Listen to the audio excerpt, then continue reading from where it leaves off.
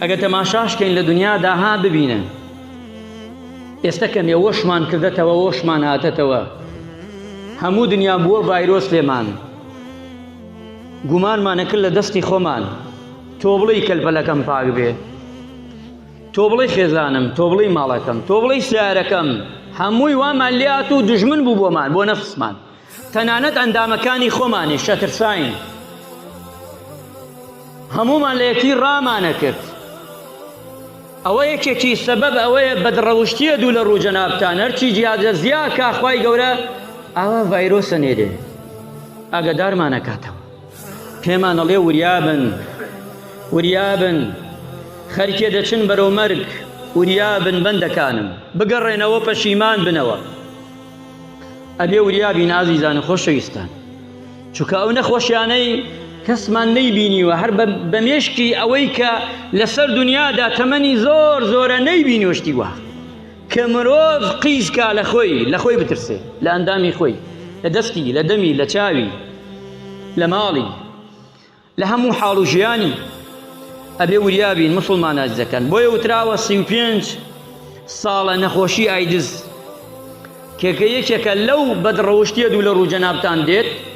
35 ساڵە ئەوروپا پێی ئەناڵێنێ هەتا ئێستاکە عیلاجی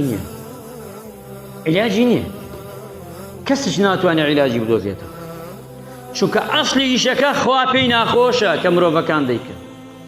عقابی مرۆڤەکان دەدا بەم نەخۆشیە گەورەیە بۆیە گە تەماشاشکەین لە دنیادا 35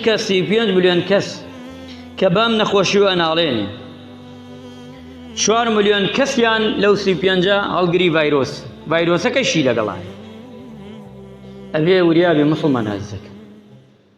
ئەمە تووشی نەخۆشی کوشندەی گەورەمانەکە تووشی غەزەبی خوامانەکە چونکە پێغەمبەری خوا صلی الله علیه وسلم ڕۆژی هاتەوە یەکێ لە خێزانەکانی زەینەب ئەگێڕێتەوە خێزانی پێغەمبەری خوایە صلی الله علیه وسلم ئەڵێ هاتە ماڵەوە پێغەمبەری نازدار صلی الله علیه وسلم بینیمان فەرمووی لا إله إلا الله بینیمان پێغەمبەری خوا زۆر بەپەلا بەخێرایی هاتەوە بینیمان شێوازی جیاوازترە گۆڕاوە پێغەمبەری خوا صلی الله علیه وسلم بەترسەوە هاتەوە فەرمووی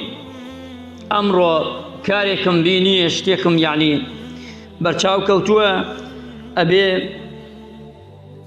ئەگە خەڵکی تەوبە نەکا و پەشیمان نەبێتەوە نەگەڕێتەوە خراپە بێ خەڵکا لە لێواری مەرگە پێیان وتەی پێغەمبەری خوا ئەی خۆ ئەو خەڵکە گشتی ئاوا خراپ نییە خەڵکی چاکمانیشێ باشمانیشێ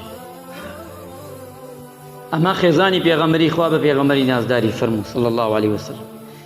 پێغەمبەری خوا فەرمووی صلی الله علیه وسلم وتی ئەو خەڵکە چاکەمانەیە تۆ بڵێ ئەی پێغەمبەری خوا خێزانی خوا عەزابمان بدا عیقابمان بدا پێغەمبەری خوا فەرمووی صلی الله علیه وسلم هەرچی کاتێ خراپە و خراپەکاری زۆر تەشەنەی کرد بڵاوە بوو بە ئاشکرا کرا بە ڕەهایی کرا بڵێ ئەوانش وەک ئەوانی و خوای گەورە عەزابی هەموویان دەدا بەیەکەوە خوا سێر چاکەکانیان ناکات مسڵمان ئازیزەکان